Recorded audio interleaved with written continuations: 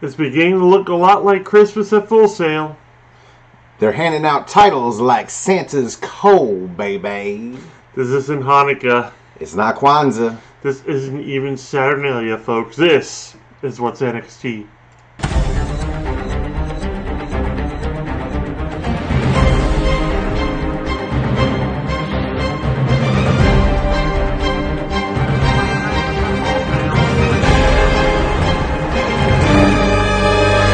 Support, no DQ.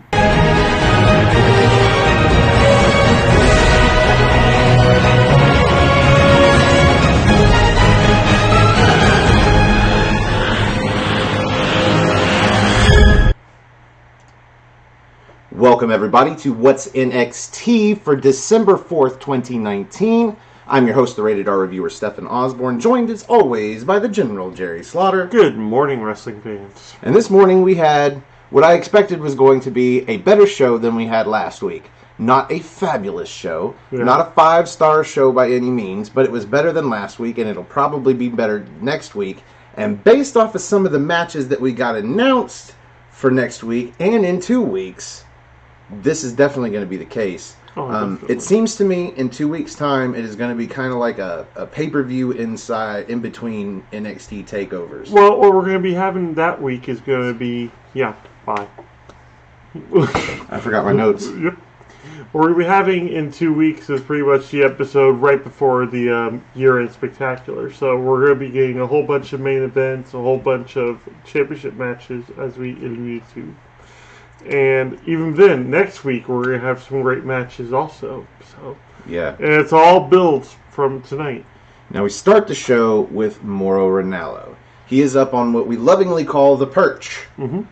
This is just like this spot. It's like first-class balcony seating for the really rich Floridians. This looks like where Lincoln would have gotten shot if you watched wrestling. Yeah, he's up there basically trying to lay out some of the matches for the show. And he gets cut off by Killian Dane getting in the ring and smacking on a mic. Mm-hmm.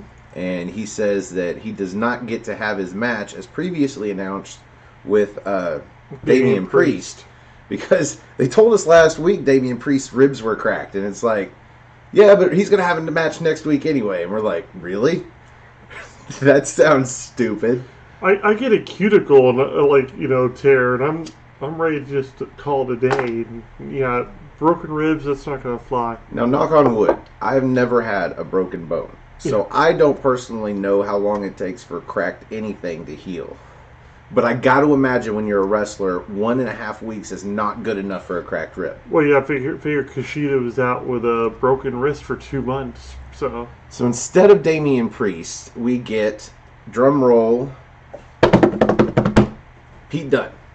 I believe this is a rematch. We didn't get to see an outcome of the last match. This match we got to finish. And it was pretty cool because it was just an homage to the match that they had with Damian Priest, the Triple Threat, and how it ended. Mm-hmm. I have a lot of notes for this match. Didn't think I would. Honestly, didn't think I would. I thought I'd seen everything I could out of these guys. Because you know me. I put down something mainly when I'm just like, wow, I've never seen that before. Mm-hmm. So, what did you think about the opening match, Jerry? I thought it was excellent. It was a nice way of kind of I'm not going to say capping off the feud, but I think now that Killian Dane actually got a win, that probably he'll be like, okay, sights set elsewhere. The only reason Dunn got thrown in there was the fact that, Damian Priest was out, and they don't have anybody else for Dane to feud with right now. But for some reason, this match kind of gave some closure, I guess, to the feud. And like you said, we got a lot more different offensive moves and defensive moves because they've wrestled each other so many times at this point.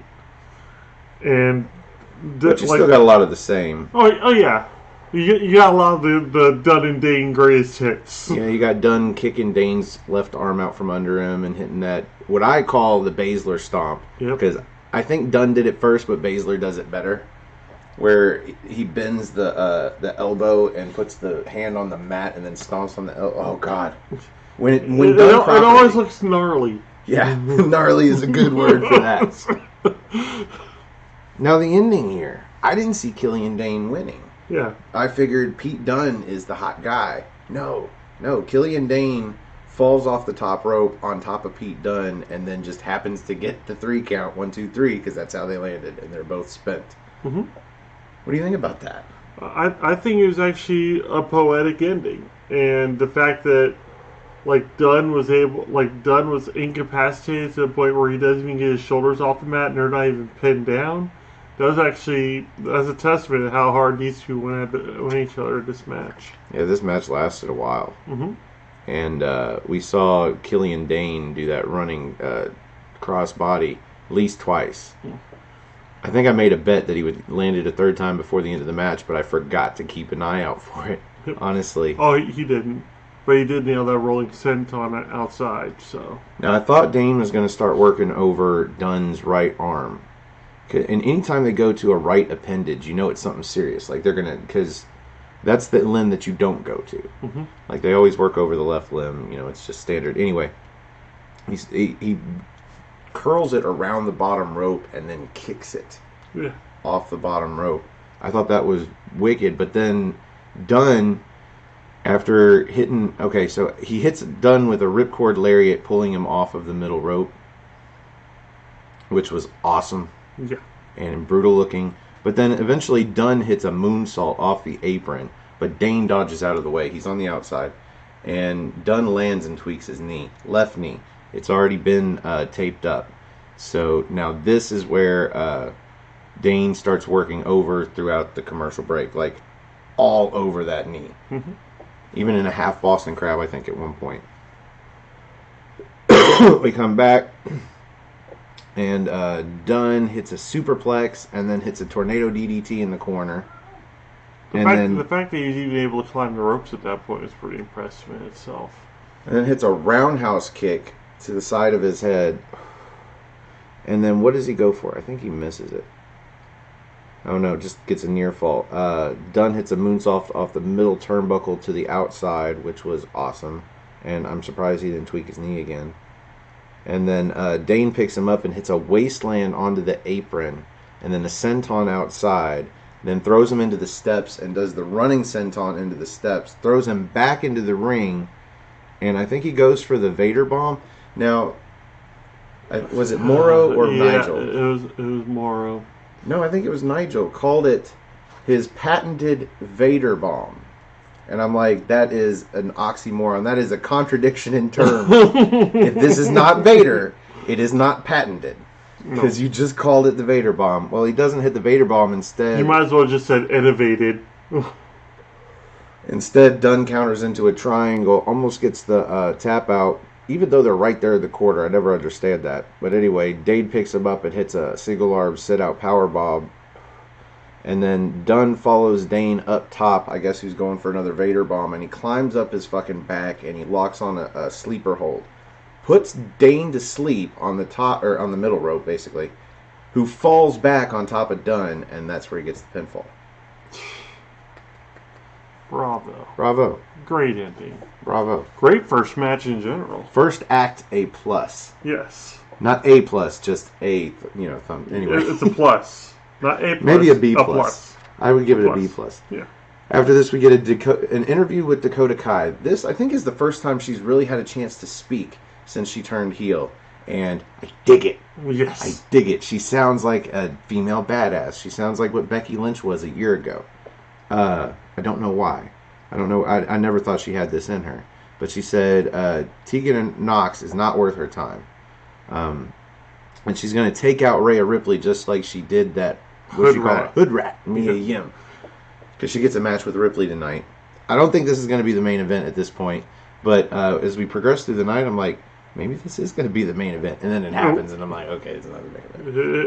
It wouldn't have bothered me if that were what we were going to get, but we don't. We don't. We get it relatively early, but that leaves room for fucking Rhea Ripley to show up again. God damn. I love a show where we get to see Rhea Ripley more than once. What did you do, Jerry? Nothing. We are now... Oh, the ChromaCast. It's terrible. Oh, let's try this. There we go. There we are. That's what happened. That's us. Sorry, I accused you, Jerry. Should have just looked up. So we get Undisputed come to the ring, minus Bobby Fish, who is injured from last week. Neck injury this time. Not arm, not leg, but this time it's his neck. He's going to come on a full body cast after a while. Good God, dude. Anyway, Adam Cole gets on the mic, and he said that they dominated... November, Yeah, they dominated November, not just SummerSlam, but they have been on a roll, and NXT only repays them by, get this, injuring Bobby Fish. And I'm like, would they call a hit out on Bobby Fish? did William Regal call a hit out? Is that what happened? You'll be sleeping with the... You could blame Keith Lee, or you could blame Dominik Dijakovic for the injury. Or you could blame Bobby Fish himself. But I don't think you could blame NXT as a brand, but what the fuck ever. And then he also says that Keith Lee pounced him into the crowd, and that was disrespectful. This brings it... and then he says Finn Balor turned his back on them. And I don't know if he means himself or all of the Undisputed Era or what. I didn't think he was turning his back on anybody, obviously. He hasn't made an allegiance with anybody. Mm-hmm. Especially not Johnny Gargano. Oh, God, Matt Riddle.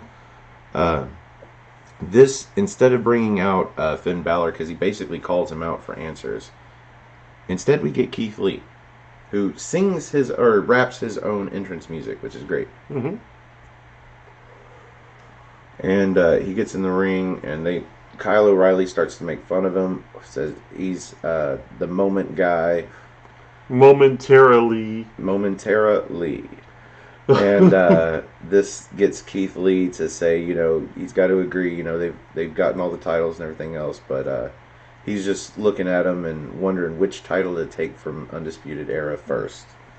I like how he said first, as if he's going to take them all, which is pretty cool. Well, if it wasn't for Adam Cole coming out and interfering during the tag match, yeah, he might have. Anyway, was that the tag match? Yeah, it was a tag. Yeah. Anyway,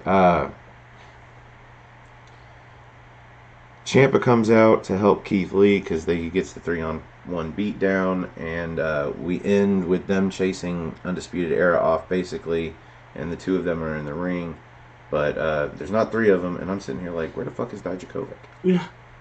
You always kind of wonder that. It's like, is he injured? Is he okay? Someone call Dijakovic right now. I guess they're trying to make the point that even though he is cool with the team, especially since they won War Games, he's quite aloof. Yeah, he's still a lone wolf kind of guy. So unless you just explicitly are like, "Hey, Dominic, get your ass out here," fuck, dude. All right, I'm coming. Yeah. Otherwise, he's not coming. And they're not. It's not like they're tag team champs or anything. They just had a shot at the title, so they're not really the tag team yet. Hopefully.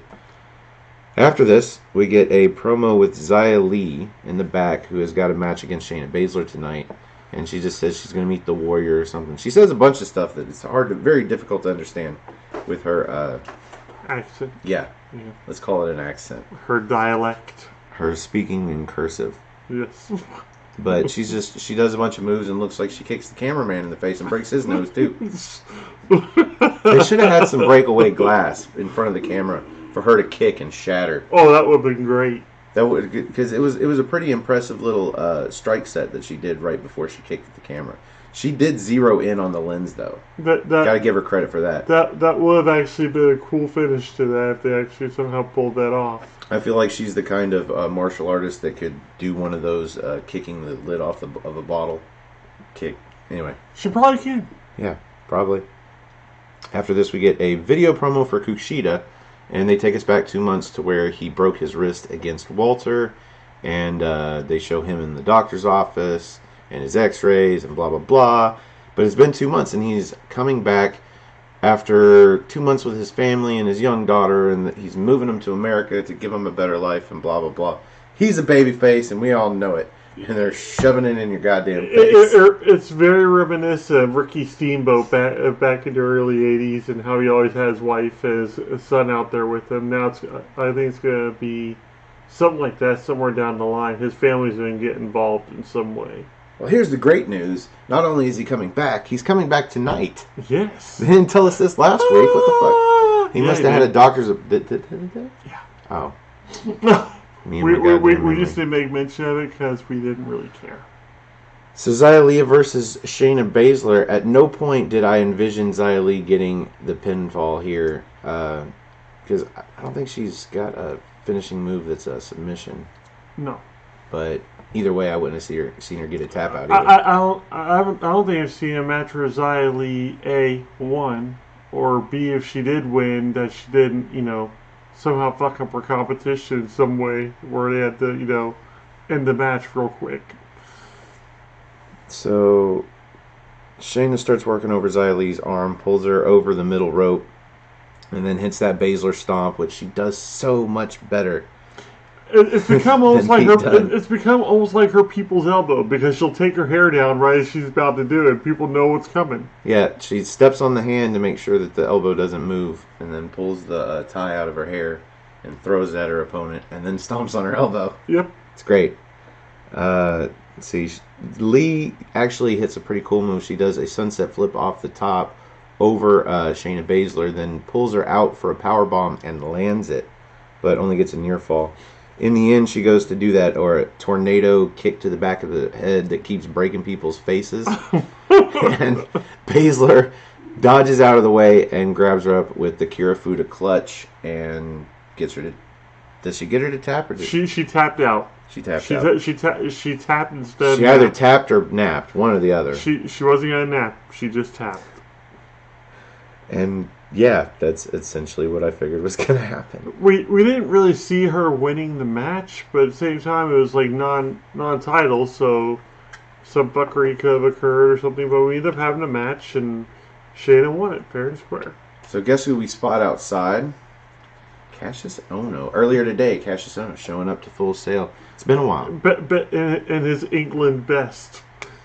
So apparently we've got Worlds Collide coming up soon, and he is there to challenge somebody to a promo match, like a pretty much to show people what to preview. expect at Worlds Collide. Yeah, preview match challenge. So we're gonna get him as a representative of NXT UK, as what he calls himself the greatest British wrestler and wrestling genius and all of this, whatever. I like the Wrestling Genius moniker. The Forgotten Sons, forgotten no more, at least for the next 10 minutes or so. Yep. Jackson Riker, Steve Cutler, they come out for a tag match, looking like a pair of small and dogs. Wesley Blake. Oh yeah, Wesley Blake. Wesley Blake and Steve Cutler are in a match. Like Jackson Riker's just out there looking cool. And they are facing guys that are already in the ring. They didn't get a title card. They didn't get an intro. They don't have music. They're just there. They're from Evolve. They're from Evolve. I can't remember what they said their tag team name was, like Stomp or something. No idea. But it's Leon Ruff and Adrian Alanis. Yeah, Adrian Alanis. Morissette. And this was a squash match through and through. But I think there was a lot of cool moves. I don't even think I was able to write down all of them. They just happened so quickly. From the Forgotten Sons here. We needed a match like this where the Forgotten Sons were dominant and actually showed that they were going to be going back into the tag title picture again. But it's really weird because you still have the Undisputed Era as the tag champions. So we'd have to have a face tag team to go against the Forgotten Sons. But just watching them destroy Ruff and Alanis was actually pretty cool. See, I've got 3 spots here. Cutler with a double stomp on Ruff over the bottom rope. Like Blake is on the outside holding him. And he does that double stomp, which lifts him off the ropes and drops him. That was pretty sick. And then a buckle bomb right after that. Yep. Then hits him with a reverse DDT and a cutter with the middle rope stomp coming off of, or with Cutler with the middle rope stomp. That's their tag team move. Pinfall. And then Jackson Riker comes in the ring and grabs up the other dude. Ruff, yeah. Grabs up Ruff for a choke slam over top of the apron. Like he picks him up inside the ring, over the top rope to the apron. It was a rough landing. Yeah. Okay, screen again. So Dakota Kai versus Rhea Ripley is up next. That was a very brief match. Let's say that. Let's just gush about how awesome her Titantron was, because it was just her attack on Tegan. Okay, so Dakota Kai has got new music. This like hard metal, like just awesome music for her and her heel self, and her Titantron entrance video is nothing but her attacking Tegan Nox to the beat of this song. It was remixed just for that purpose. It was great. Yes. It was so great. But then Rhea Ripley comes out and she does that stomp of her own, and in her music, it gives me goosebumps every time. It's like that was like her doing pull-ups earlier before the commercial break too. Oh yeah, they had a shot of her back while she was doing pull-ups on one of those big industrial racks. And that was just beautiful. Yep. But this match didn't happen. Rhea Ripley comes out with a microphone, and as soon as I saw the mic, I'm like, fuck. She says it was a pretty good trap that Dakota Kai laid on them at War Games. And speaking of traps, it's about as good as it got. Yeah. She I don't know if I think she was trying to be clever, but it didn't happen. But all of a sudden, Mia Yim's music hits, and frankly, I'm not excited about it. But it's well, she comes out and rushes the ring and starts trying to beat up Dakota Kai, who starts beating back, and the ref is in the ring. At first, it's looking like he's just letting this become a match, but the bell never rang. And at some point, even the commentators have to say, this is not a match. In no way is this a match. They're just beating up on each other while both the ref and Rhea Ripley is watching from ringside. And I'm like, there's spots in here where Dakota Kai is like beating up on Mia Yim, and it's like, help your friend out, man. Well, there's this one moment where it's a really noteworthy thing I think of from this match is when Mia Yim actually hit Dakota Kai with the boot in the corner, and then she dusted off her boot after she did it. I thought that was pretty cool. Yeah, but after that, Dakota Kai hits it on her, and it's the one where she's up against the steps and the ring post. That pump kick of hers. But they end up fighting off into the back, through the crowd into the back of the arena to go get some water. Mm-hmm. and meanwhile, Rhea Ripley's left in the ring, ringside. And Shayna Baszler comes out, this time with Jessamine Duke and Marina Shafir, who were absent during her match. And the shit hit the fan. Yeah, they attack Rhea Ripley, who successfully fights them off. She definitely fights off Duke and Shafir, but eventually Baszler snatches her up with the Kirifuda clutch. A couple times. The Baszler lock. And she breaks free just long enough for the distraction by, I think it was Duke. Yep. And then she puts it on again. Rhea crawls back to the ropes again. Deja vu, it looked like. Almost the same sequence. She gets to the ropes this time. Both Duke and Shafir are cognizant. They grab her arms, pull her across the middle rope. Yep. So not only does she have the pressure of the middle rope there, but she's still got the Kirifuda clutch on. And then she just looks like she passes out. She goes night-night. And you think Baszler would pull her in and lay off. No, she pulls her in and leaves the choke on for another 5 or 10 seconds. Mm-hmm. Finally lays up off and grabs a mic. And tells her, she's going to get her match in 2 weeks. Yeah, she said, you talk a lot of shit when nothing's on the line, basically. Mm-hmm. And then now you want a title match. And she's like, well, I have bad news for you. And somehow she says it like that. Like, oh, here's some bad news. I want a title match, too. Sucks for you. Because she's saying she's going to beat her up during the match. But I'm sitting here like, you just handed out title matches. Yeah. I want a title match. How often does Shayna actually offer a match to somebody? Dude, I will let Shayna Baszler put the Kirifuda clutch on me. Give me a title match. Shit. Shit. Anyway, so it's going to be December 18th. Yep. And that is 2 weeks' time. And it's going to be we'll get there. Yep. We'll get there. Because this is not the only match we're going to get for 2 weeks from now. No. Ciampa and Lee backstage with Kathy Kelly. And she's talking about what has become the main event for the night, 6-man tag, and it's going to be what's left of the Undisputed Era versus those two. And this time they're like, well, this time last month we're like, oh, what are we going to do? But now we know what we're going to do because we've got Dominic Dijakovic. Yep. And there he is. Dijakovic just kind of walks in. Like, hey, what's going on? He's like, "What up, dude? Sorry for not having your back earlier, but I'll have it at the end of the night." Yep. Cool. All right. So that's going to be Traffic, the main event, man. Traffic. tonight. All-star main event though, awesome. And we get a video promo for Finn Balor. This was awesome. Finn Balor. His promo was awesome. I've got a few everyone's playing checkers, but he's playing chess, and he says to Adam Cole, "Checkmate." Those are highlights of it, but the promo itself was awesome. I just can't do it justice. Nope. We met him in Toronto. Oh, I should have that picture down there. We should just click it.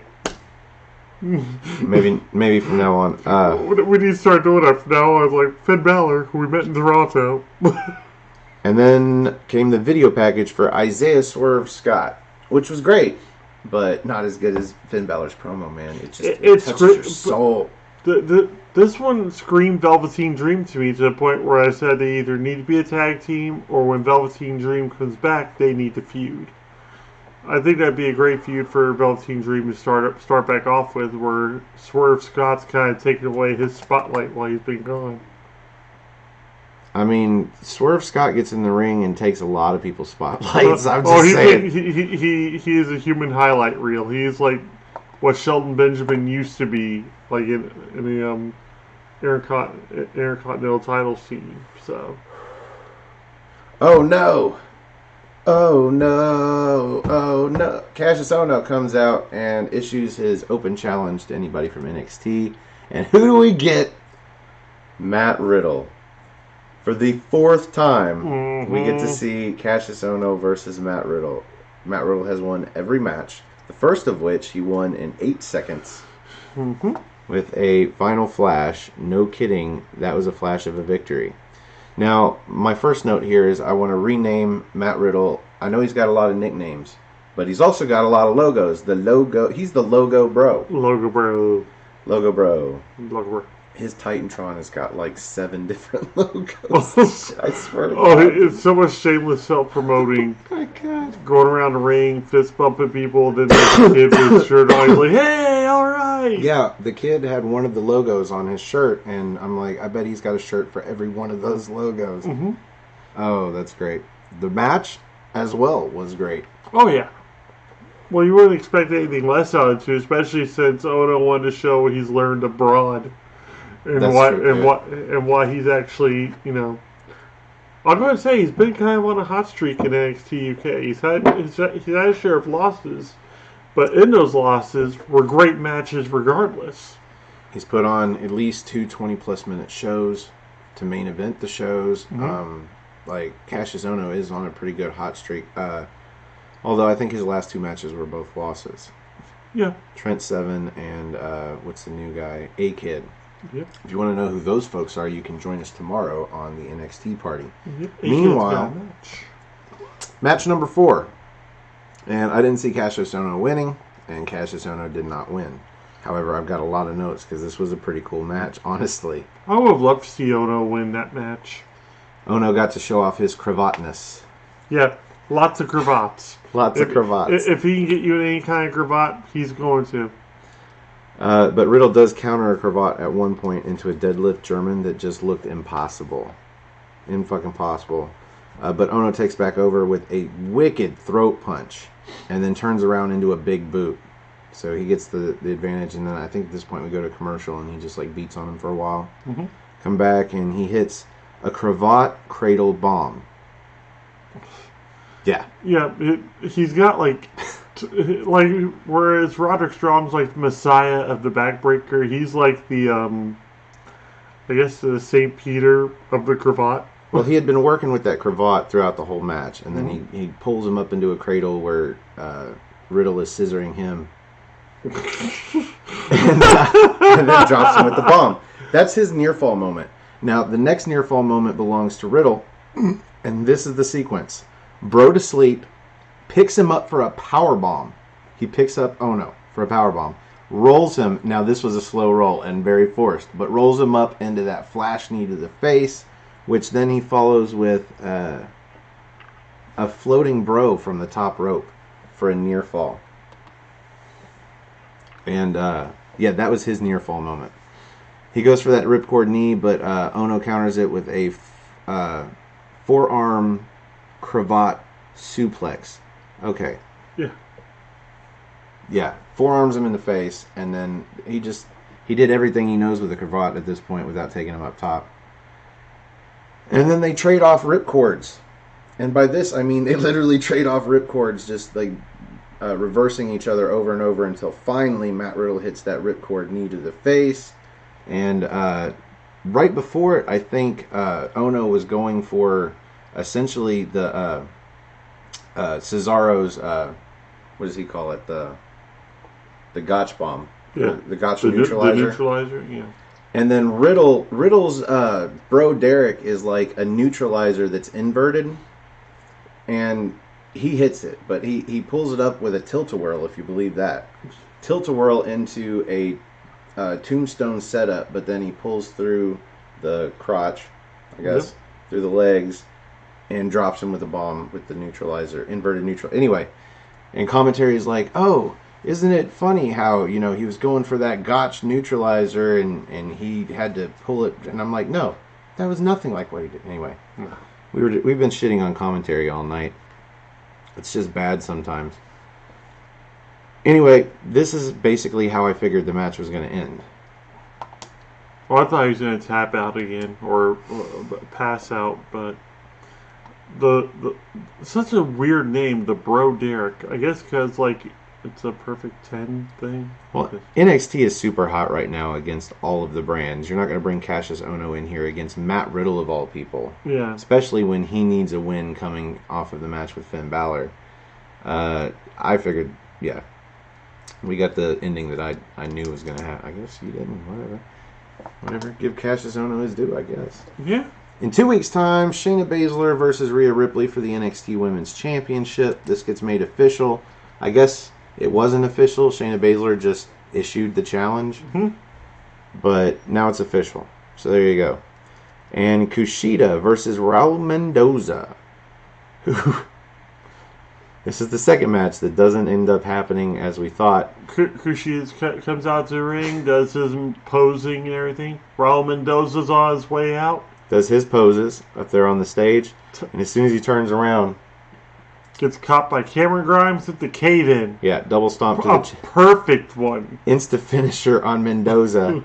And Cameron Grimes, I guess, gets a mic or maybe just yells loud enough. He's like, your match is against me now. Yep. And me and Jerry are both like, yeah, this makes more sense. This is going to be a much better match because all we would have gotten in that other match would have been a bunch of handshakes and all right. Reversal trades. Reversals. Woo, woo. Where they end up, at a stay still at some point. You're just looking at each other. Flippy, spinny shit. Yeah. Yeah, a couple of standoffs where the crowd starts applauding because of all the cool reversals.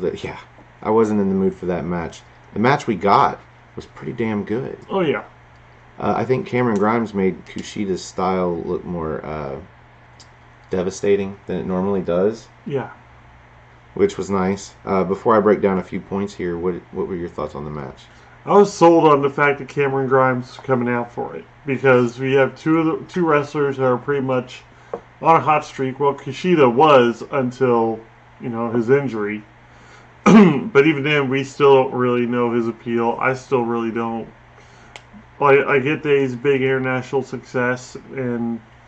At the time, Splitters, him and Alex Shelley held the IWGP tag titles and whatnot. But here in NXT, he just doesn't really stand out to me. He's got a cool entrance, but otherwise he's kind of bread and butter compared to what these other guys are. But Cameron Grimes, he's just so weird and unorthodox. Kinda, yeah. That I have no choice but to love the guy. And I'm kind of glad he didn't win the breakout tournament finals with Jordan Miles because I think he would have gone to waste in that just with that whole one world title match thing or one title match thing, and then they wouldn't have anything to do with him. Now he's actually got something to prove, so him actually getting matches on television and getting to show the world what he can do on a weekly basis, I'm all for it. He was the one in the tournament that did the best that is still around. Yep. So there you go. I've got several notes. Number one, Kushida with the fucking swanton off the top to Grimes Picture on the outside. perfect. Wow. Back in the ring, Kushida tries to go for the standing octopus a couple of times. Finally locks it in. And his release off of the octopus was to rear back and basically dislocate Cameron Grimes' arm. Oh, you saw it. It looked ugly. They slowed it down. It really did look ugly. But I guess he's just a contortionist, I guess. Or maybe he really did get his shoulder disjointed. Anyway. If he did, he popped it back into place to continue the match, which makes him even more of a badass. And eventually hits a German suplex to Kushida off of a handspring, which was cool.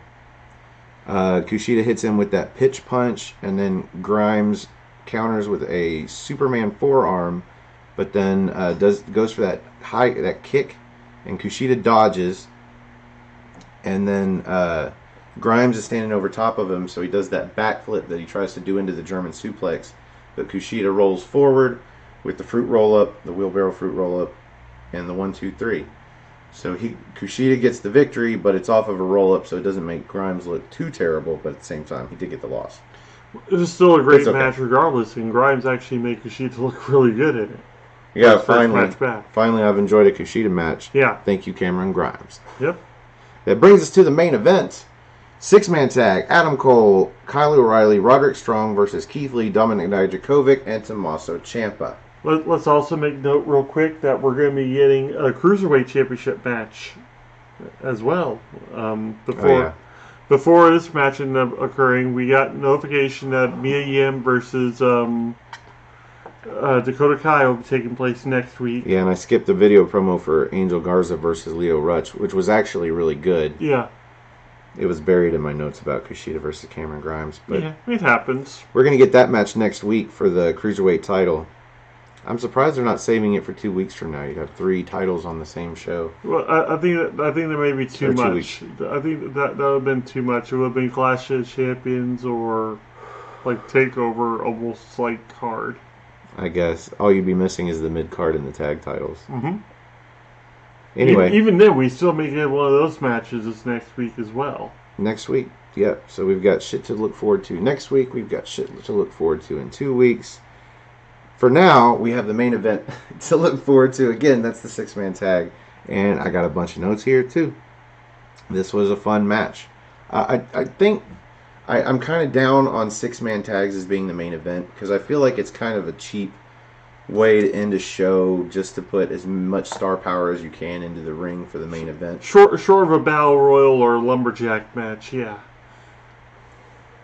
Like, sometimes you want the main event to be like a one-on-one or a tag team on a tag team, something that means something. And in this case, there's stuff there that means something, but again, it's that 6-man tag format, whatever.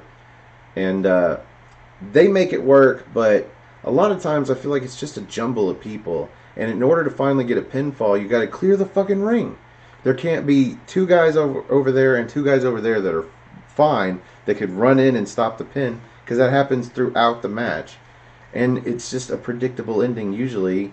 You know the pinfall's coming because finally everybody's been knocked out somehow. Mm-hmm. Anyway, for what it was, they did a really good job. Well, the only thing is, like, this was pretty much not really a replay of the War Games match, but it might as well have been.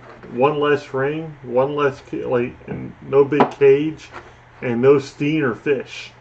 That's pretty much what we got. Well, my first 2 notes here are for my man, Dijakoff. Yep. I swore I'd never say that again. No. Dijakovic. He grabs up Strong, who goes for a crossbody. And I think he does those knees to the abdomen. Or maybe not, but he takes him over top of Roderick Strong. Or was it Kyle O'Reilly? No, Kyle O'Reilly was the one that, he actually had up in the fireman's carry. Okay, yeah, he takes him over Strong and then knocks Cole off the apron with him too. So he basically uses Kyle O'Reilly as a weapon. Pretty much using one motherfucker to knock out another. And then during the commercial break, he hits a choke slam onto Kyle O'Reilly a choke slam onto Strong and a stunner onto Kyle O'Reilly, who's on his back trying to get a sleeper hold on. Mm-hmm. And then immediately Cole runs into him with a knee to the face with a Shining Wizard. And I took that note while the commercials were on, and then we come back, and that was the one replay we got from the commercial break. I thought that was cool. They agreed that was the spot. Yep. There was a cool spot where Dijakovic was trying to go for the hot tag, and I think Kyle O'Reilly had him by the foot, but he couldn't get him back. Then Roderick Strong grabs him up, and then Cole grabs him up. Like, got a 3-person conga line pulling Dijakovic back to the corner. They got him there, so it worked. But eventually Ciampa gets the hot tag, takes out everybody, and then hits a Project Ciampa on O'Reilly for a near fall. But he picks him up for an air raid siren, but we get a counter and then a high-low. I think it was a knee by Cole. Yeah. And then Dijakovic jumps off the top with this twirling plancha onto everybody outside. That was awesome. And Finn Balor comes in. He interrupts the match, but the ref doesn't know because the guys are all going up top. And he drop kicks Adam Cole into the ref, who flies into, I think it was, I've got this written down. O'Reilly and Dominic Dijakovic are on the top. Mm-hmm. So they get sent off. I think one of them goes into the steps. Dijakovic hits the steps, yep. Then Finn Balor hits the 1916 DDT onto Ciampa, but then he goes into the corner to set up for, I guess, the running drop kick into Cole into the corner. But camera's got eye on him standing in the corner, and then you just perfect shot. Like the monster coming up from the background. Just Keith Lee comes up into view behind Cole, who doesn't see him, and he grabs him up by the neck, and he eventually hits him with a fucking spirit bomb that just bounced him a foot off of the mat after he hit. Jesus. And then Cole hits a super kick onto Lee, and then goes to hit the last shot, but Lee jumps up, throws him up into the fireman's carry, and hits that jackhammer. I can't remember what he calls it. Supernova something, I don't know. The Big Bang Catastrophe. There we go. Big Bang Catastrophe. 1, 2, 3. Keith Lee pins pinfall on Adam Cole, the NXT champion. And as he celebrates, William Regal comes out. And I'm thinking, well, he just beat the champ. We're going to get a match. We are going to get a match, but it's not Keith Lee versus Adam Cole. At least not yet. William Regal makes a triple threat. I semi-called it. Triple threat for next week. You thought it was going to be a fatal four-way. I thought it was going to be a fatal four-way for the belt. Yeah. Instead, we're going to get Finn Balor, Tommaso Ciampa, and Keith Lee in a triple threat next week for the number 1 contendership. And that title match is going to be, surprise, surprise, in 2 weeks. We kind of tipped our hat at that earlier, but it's okay. If you're watching this show after watching that show, then it's not spoilers anyway. Mm. You just want to see if we agree with your opinions on the show, probably. But yeah, Regal just came out there just as jolly as he could be because he knew what he was about to do. Yeah. And then you had this intense stare off between Lee and Ciampa because this is gonna cause a little friction. I think so. So that brings us to the end of the main event, and before we rate it, let me just ask you guys out there that are watching live, all 5 of you, if you have any questions for us to answer at the end of the show, get them in now, because I don't know what the delay is for you guys. So get them in now so we can answer your questions there at the end. And also, get your ratings in, too, for the main event. Because here on What's NXT, we like to use the General's 5-star rating system to rate the main event of the show. And Jerry, you get to go first. Where do you rate tonight's main event? I'm going to go ahead and say 3.5. But then I'm going to bump it up to 3 3/4 because I thought it was an awesome show all around. Yeah, I thought it was a great show all around. There wasn't really a lot going on in this match. It's more the ramifications of the match that kind of built it up for me. With the fact that you actually have Keith Lee being put over way, way hard at this point. And if he does actually get this and actually gets to challenge Adam Cole for the belt, there's a legitimate shot that he could actually pull it off. And because that's what they've been kind of building towards. He kept on saying how he wasn't getting this massive push and whatnot. And you and I thought at one point he was going to go on that heel turn. But it didn't happen that way. He just kept on with the face stuff because, well, people love Keith Lee. He's a big black dude that, like, flies around and Just spirit He bombs is a monster. He spirit bombs the fuck out of people. He's a flying monster. But he's able to do moonsaults and shit. How can you not love that? That guy's everything NXT stands for. Charisma, athleticism, and strength. So... Well, go ahead. Yeah, but yeah, the match itself was pretty much your basic 6-man fodder, but then Finn Balor coming out and disrupting things and him getting spirit bombed out of his pants pretty much. Yeah, it was just a good match. So 3 3/4. I thought it was really good. I don't know if I'd call it great, but I love how they seamlessly got the Finn Balor spot in where the ref didn't throw the match out. So we didn't have a non-finish to the match. Yeah. That was great. Especially since we didn't get the match between Rhea Ripley and Dakota Kai. That would have been 2 main events ruined by interference. Yeah, the 2 matches. Anyway. So, I thought it was really good, and that part, plus the fact that Keith Lee not only fought off Finn Balor and gave him that awesome spirit bomb, but won the match by pinning the champ. Yep. So I'm gonna start it at 3 3/4, but bump it up like you for a great show, and I'm gonna call this 4 stars. Nice. 4 stars. Just at that great, because I thought it was a great main event. Just at that edge of great. Edge of greatness. Anyway. Edge of great. That brings us to the end of this episode of What's NXT. Thank you for joining us. Please join us tomorrow for the NXT party. That's where we will be reviewing episode number 72 of NXT UK. And I'm not sure who we're going to have on the screen. If any of the members of the NXT team would like to be on the show tomorrow, just let us know. It'll be probably like an hour before this show aired. Because it'll be an hour-less show to watch. Mm-hmm.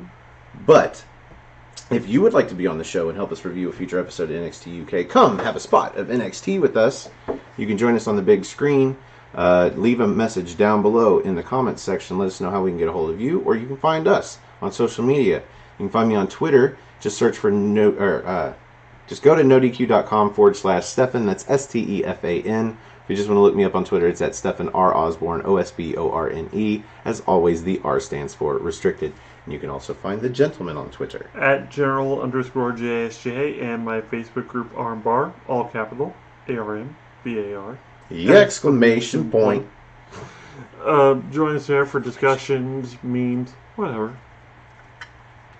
General wrestling nonsense. Yes, general wrestling nonsense. Whatever you want to do, just stay active. Otherwise, he boots your ass out. He doesn't care about numbers, folks. No, I don't. I just care about people talking about wrestling. However, here on the channel, we love numbers. Numbers are great. Numbers are awesome. If you like this show, for instance, you can click that like button over here underneath me. That's numbers for us. That is great. I've noticed that a lot of our recent shows, we don't get a ton of likes or anything. But it's like 15% of our views like our shows, and we don't get any dislikes. Yeah.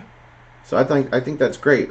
We only get like 50-some views per show now that we're exclusively only on Aftermatch. Join us on Aftermatch. Obviously, you're here. But if you want to help us get those numbers, click the subscribe button over there underneath Jerry. That'll help us get to that 1,000 mark where we can finally be monetized and be taken seriously, where people can search for something like this and actually find our video. So we appreciate if you search for us and found us, or if you're subscribed or whatever. But if you want to keep watching the show, we do them live every show. The show tomorrow and the NXT party will be live as long as YouTube lets us. We had problems there at the beginning, cost about 20 minutes, but we managed to go live. Mm-hmm. So click the subscribe button and click the bell icon, because if you want to watch us live in the morning, that's when it'll let you know. Because sometimes we're able to do that word of mouth early. Yeah. You know, schedule a show, but sometimes not. You never know. Anyway, I don't think we have any questions. None? So you can find me now on Instagram at osborne.stefan, so follow me there. I have no content, so I don't clog up your news feed. So if you like that... Just like real life. Yeah, you can also find me on Patreon at Stefan R. Osborne if you want to help donate to the show. But if you can't do that, you only have 30 seconds. Share our video on Twitter and Facebook, and if you have friends that like other wrestling forums, whatever. Yeah, they like to watch wrestling. Maybe they'll like to watch us bullshit about wrestling, and that's all we're here to do, is talk to you guys about wrestling. So leave us some comments, and we will get back to you on the next show. In the meantime, For the gentleman, the General, Jerry Slaughter, I am the Wizard of No DQ, the Rated R reviewer, Stefan Osborne. Thank you for joining us.